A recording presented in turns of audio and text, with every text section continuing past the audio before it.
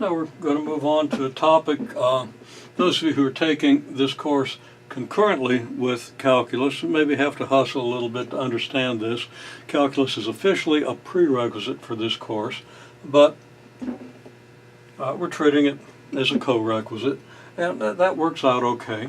And it turns out that the timing was pretty good because everybody had become familiar in their calculus class with the rules for taking derivatives.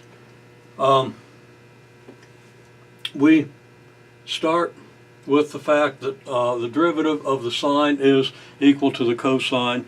The derivative of the cosine is equal to the negative of the sine.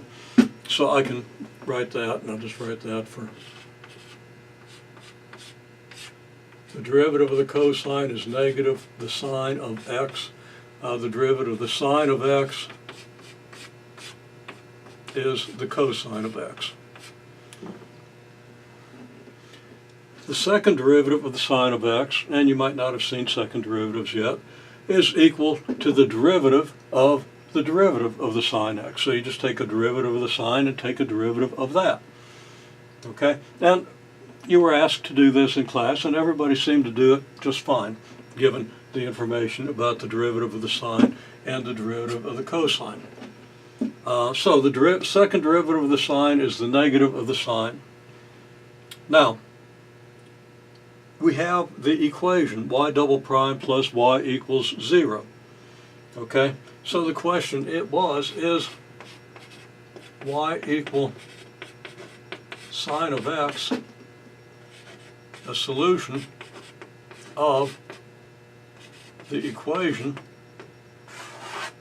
y double prime plus y equals 0. Well, how do you get the solution of an equation? You plug in for y and see if this all adds up to 0. Turns out that it does quite easily.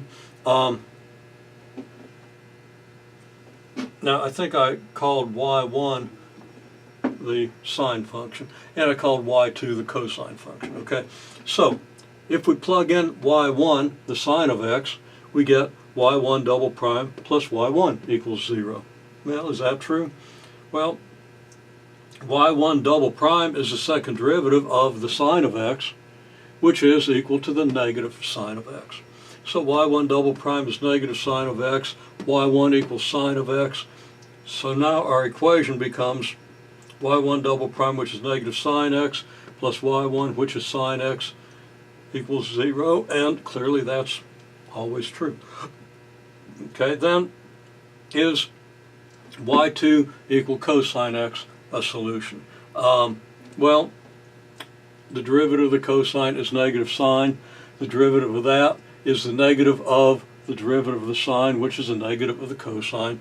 We would get something very similar to this for y2. If we used y2, we'd get negative cosine of x plus cosine of x equals 0, and it's true. Okay, so we easily prove then that y1 and y2, and maybe I'll write that down there also, y2 equals cosine x is a solution. So now we can take this result and this result and prove that y1 plus y2 is a solution. Okay, can you see how to do that? Well, okay. Now you know about the addition rule for derivatives, or the sum rule, or whatever you want to call it. The derivative of one function plus another is the derivative of the one plus the derivative of the other. The derivative as it relates to addition, although not to multiplication, but as it relates to addition, the derivative distributes over addition. The derivative operation distributes over addition. So the derivative of y1 plus y2 would be, well, the second derivative of y1 plus y2 is going to be y1 double prime plus y2 double prime, just as you would hope. Works out just the way you'd like it to. So that if we substitute y1 plus y2 for y, in other words, if y equals y1 plus y2, then we're going to get y1 plus y2 double prime here, y1 plus y2 here. We're going to take that second derivative and we're going to get this. This is still the same as it was. Then we can reorder our additions and get y1 double prime plus y1, yeah, from this term and this term, y2 double prime plus y2 from these two terms. I'll put parentheses around those, just to emphasize that we found here, since y1 is a solution to the original equation, that y1 double prime plus y1 is equal to 0. Since y2 is also a solution, then y2 double prime plus y2 is going to equal 0. So we get 0 plus 0 equals 0. So y equals y1 plus y2 is a solution. Okay, well, this is called a differential equation, and here I have two solutions to our differential equations. And